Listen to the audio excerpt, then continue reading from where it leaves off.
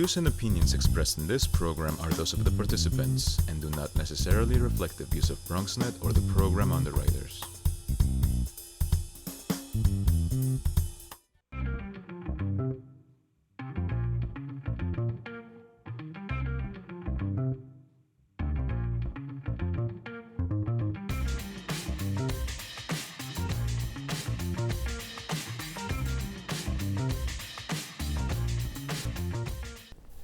Hey there, it's time for the Bronx Buzz. This is BronxNet's program where we talk to journalists, we talk to writers, we talk to editors, we talk to photographers, filmmakers, really anybody who's putting stuff out in the media so you can learn a little bit more about what's really going on in the borough of the Bronx. And this evening we are thrilled. We have a great reporter from City Limits with us, and we're going to talk to an author all the way across the country in the second half of our program. But right now, it's my pleasure to say hello to my buddy, Sadef Ali Kully. Nice to have you with us. Hi, Gary. How are you? How are things at City Limits these days? Good. Busy. We've got a presidential election that we're I've heard about at. that, yes. Yes. And lots going on in the city. A lot of housing-related issues that will be impacting many New Yorkers. And that, of course, is your specialty. And I've got a long list. We're going to do a 2-hour show today with you till we can cover everything. But I told you that I really wanted to start with the Southern Boulevard rezoning. The former I guess Boulevard so, yeah. rezoning. Councilmember Rafael Salamanca Jr. Yes. Actually came out and was on Bronx Talk talking about it in the past, and talking about the fact that if the city didn't come up with the results, the ethnic breakdowns of who gets displaced, who might get displaced, who wouldn't get displaced, then he, as the chair of the Land Use Committee, was going to turn down the rezoning. It was, in a way, historic for recent history that a council member put his or her foot down and said no, and he basically squashed it. Salamanca really took a stand for his community. I have to say, and many ended up following his lead. So basically, he had a list of demands that he had given to the city, to the Department of City Planning, and said, I want these commitments to be met. But while all of these negotiations were taking place, Salamanca managed to kind of make it happen on his own. He used capital investments through city council funding to build better schools. The Department of Transportation was already working on infrastructure issues. He had the Sheridan Expressway turning into a boulevard through the state funding. So all of these things were already happening. And then when rent regulations, the reforms passed in Albany last year in June, it kind of protected the tenants that he was worried about displacing to begin with. And now he didn't need the city anymore. So he was like, in other words, I don't need you. That's a fascinating aspect of this that I hadn't heard about, that basically he was looking at, as I understood it, and I think as it was publicized, that he was looking at the rezoning. They want to change things in the district, but I don't want to do it this way. What you're saying is, he said, I'm going to improve the district anyway. I don't necessarily need the rezoning. Right. And then when it came up and it, in his mind, wasn't equitable for the people in his community, he said no. Now, you said just a moment ago that there are other council members following that lead. So right after Salamanca came out, Brooklyn council member Reynoso, that looks after parts of Greenpoint, Williamsburg, and also mainly Bushwick, both council members, Rafael Espinal, who recently resigned, both decided that the rezoning wasn't going to work with the city if they didn't commit to what the community really wanted. So that was another rezoning that folded. The last one that's left is the Gowanus Rezoning, and that's also hanging in the air. Wow, fascinating. And I wonder if tactics ultimately will change at City Hall. We will find out. But in the past, and of course in the Bronx, we can talk about the Jerome Avenue rezoning, there was basically an effort to, we're going to do this. How can we work with the city? So they came up with some funding and some other things. Right. But there was still great fear of businesses being displaced. Which eventually did happen. Right. Every time time I talk to somebody involved in New York City housing, they bring up MIH, mandatory inclusionary housing. You were involved in reporting on a report that sees it's come under scrutiny. And everybody says, you know what, I don't know if this is really working. Why don't you talk about what it is and then why you think it's not working? Basically, the report is by actually a former housing director, and he worked with the city for almost a decade, and then went to work with Manhattan Institute. And his report kind of said that there were inconsistencies in mandatory inclusionary housing. He said that it wasn't actually mandatory because if they didn't want the tax breaks or if they didn't want the subsidies, they could still build anyway. So developers weren't mandated by law to build in those areas if they didn't need anything from the city. And then he said that which takes out the imperative of conforming the housing for whatever the community is, whether it be affordability or other amenities or green housing or other things. Mandatory is, so it's just inclusionary housing. We'll get rid of mandatory. It's IH, not MIH. Go ahead, I'm sorry. And then he said that it really didn't create the amount of housing that it should have created. And the other thing is that it wasn't being used properly. So he said rather than it being used in low-income communities of color only, it should be kind of in mixed-income neighborhoods. And the examples that he gave was Soho or Midtown South. He said areas where in industrial business zones, which are known in the industry as IBZs, that are not being utilized or are no longer functioning as IBZs could also be turned from manufacturing to residential areas to create more housing. And then his third recommendation from that report was that we should be looking also towards Brooklyn South, as in Bensonhurst and Bay Ridge and Midwood, rather than areas that are already densely populated. There was a study that came out, and I don't remember if it came through City Limits or I saw it somewhere, which talked about the lack of integration of economic status in the housing plans. In other words, the whole idea, the large goal is to make it so that people who have lower incomes and middle incomes, kind of start to live together with people with higher incomes, and then vice versa. People with higher incomes get more comfortable, more familiar, and we have in a multiracial, multi-diverse city, all this kind of housing integration. That's not working. No. And no. In a word. Yeah. Yes. And then the city, and after that, and most recently, HPD, the Housing Preservation and Development Department, released a report called Where We Live. And this was very crucial. It talked about the segregation policies in New York's history and how the impact has resulted in today and what they're seeing in the neighborhoods today. And this can lead to several possible changes in land use regulations, local zoning laws, to housing policies. So we'll have to see what the year has a lot to hold. I will just say as a commentator, it was shocking to me when the reports came out about in this, again, multiracial city, in this city of rainbows, et cetera, that the schools were the most segregated in the nation. And now we're talking about housing being segregated in that way. It's just a kind of a jarring thing for somebody who believes in New York City diversity, I guess. Right. But it is perpetuating. Now, we did get rent reform in Albany.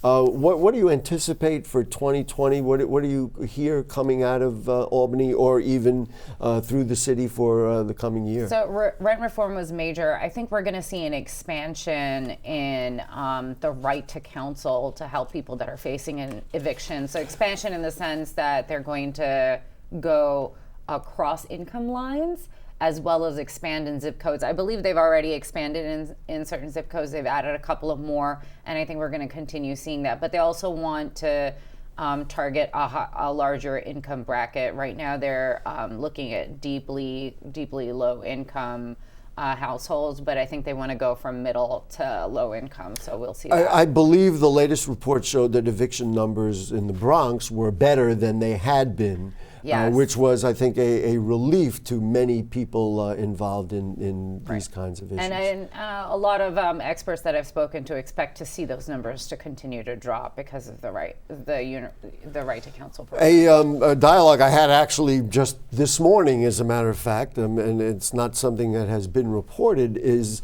AARP is concerned about seniors, and they're getting caught in this whole displacement thing, this whole eviction thing. In some ways, income guidelines aside, they may be the most vulnerable because they don't have, they can't change their income in general, generally, et cetera. Before we run out of time, you are doing talk about the Pratt Report.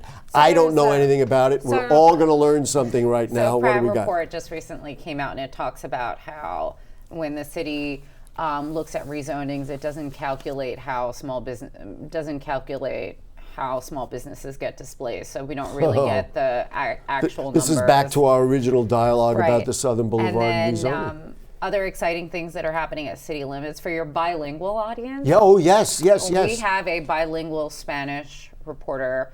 And if you like to read in Spanish, we are doing he's doing a series called What Really Matters for the Presidential Candidates. So you can take a look in Spanish and what you need to know. For example, if you want to learn English and you don't know where to go locally, so you can come to our site, read about it in Spanish. We had earlier this year, or maybe it was even at the end of last year, we had editor Jarrett Murphy on the program, and he was talking enthusiastically about the addition of Spanish language. Very excited. City Limits is doing great. You are very exciting because of all the great reporting you're doing. Sadef Ali Kully, thank you so much. Thank you for having guess me. What's going to happen? We're going to invite you back. Stuff is going to happen, and we're going to need to know. Thank you so much for joining us. Thank you. Okay, folks, you know what's going to happen next? We are going to be bringing on an author all the way from California, but she's from the BX. So don't go away. We'll be right back. Sure, I look cute now, but when my owner lost his job, it was rough. I was living on the street, and one night, me and this Cocker Spaniel got into it so bad, I wound up looking like an ice cream cone. I cried a little bit, but thankfully I got rescued, so I'm running, I'm jumping, all back to my old self, and I'm ready to give unconditional love, even if you put a lampshade on my head.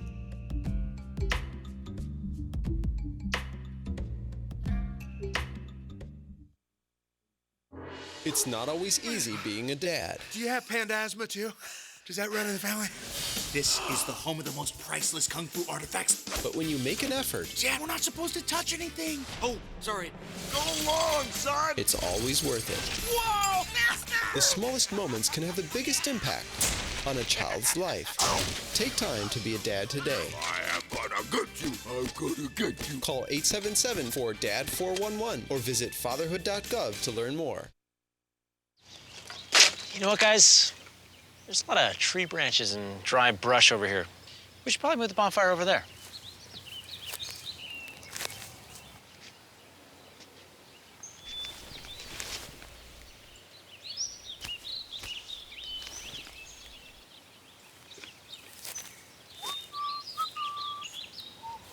I'm guessing Smokey liked that idea.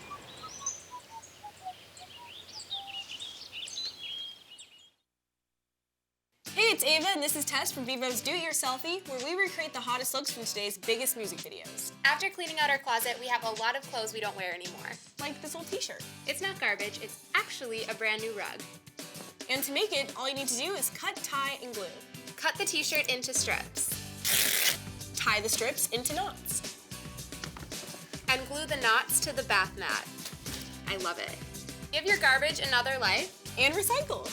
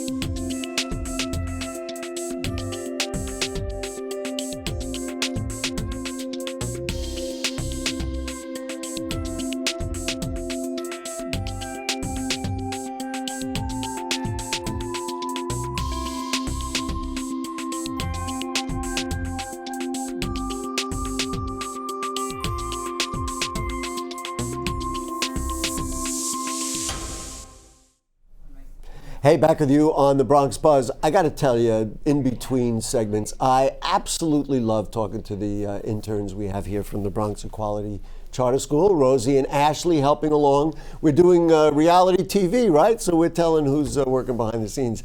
Anyway, in front of the scenes and all the way in California is author Lilliam Rivera. So we're going to say hello to Ms. Rivera. How are you today? What's going on in California? Hi, we're good, sunny as ever. Yeah, well, we're kind of gray today, as you recall from your days in the Bronx. Tell me a little bit about, before we even talk about the great writing you've been doing, tell me a little bit about your background in the borough of the Bronx. Sure. I grew up on 183rd and Webster Avenue in the housing projects there. And my family now lives still in 149th and 3rd around the hub there. So I go back and forth to the Bronx all the time. I was there last month. When and why did you leave us? I don't know, is that a fair question? I don't know. Yeah, my background was in entertainment journalism, so I ended up moving to LA to work at E! Entertainment. Mm-hmm. So I don't do that anymore. I just write books, but yeah. I'm always curious, and then we're going to move on and talk about some of your work. I'm curious about the Bronx as a kind of an incubator for somebody who's a writer and somebody who wants to reach out, for example, to teens and other young people. Were there experiences, or was there a culture here that kind of really helped, broaden your horizons so you could really understand how to do what you do? Yeah, I mean, I feel like I'm always writing about home. The Bronx is the home, and I'm always thinking about the Bronx. So when I'm writing about for young people, I'm writing young adult books for middle grades. I'm always thinking back of what it was like for me to grow up in the Bronx, and I'm thinking about class and race and being Puerto Rican or being a Latina. And so those are the types of stories that I craved when I was young, and those are the type of stories I want to write. Wow. Let's see. So now, and by the way, folks, maybe I shortchanged her. There's awards here on the list. I mean, you've been all over the place. Congratulations. I mean, we could list all of them featured in Vogue, PBS Books, Los Angeles Times, all different things. You were nominated for a Rhode Island Teen Book Award at Best Fiction, et cetera, et cetera. Talk to me about, you've already started the dialogue about how you conceive of who you want to talk to. Talk to me about a point of view in terms of your agenda. What do you want to write a book that, that has what sort of effect on a young person? I really always just go back to, I was an avid reader when I was young. And so I read, S.E. Hinton's The Outsiders and Mary Shelley's Frankenstein. And I always thought of those books, and I connected with them in ways that it didn't matter if I was living in the housing projects or anything. It didn't matter where I was coming from. I connected to them in an emotional level. And so with my stories, I'm just trying to think of ways I could connect with young people, whether they're from the Bronx or whether they live in a small town in Louisiana. It doesn't really matter, because the emotions are always there. So for me, it's not an agenda. It's just it's stories. I love writing stories, and I want them to be able to be read to as many kids as possible. In terms of a voice, and presumably if you wanted to, you could write really books for adults or writing for adults. Talk to me about state of mind and developing the voice that communicates with young people in their language, in their vernacular, in the way that they talk and think. Do you have to close yourself in a room for a while? What helps you get to that point that an older person can communicate well on that level?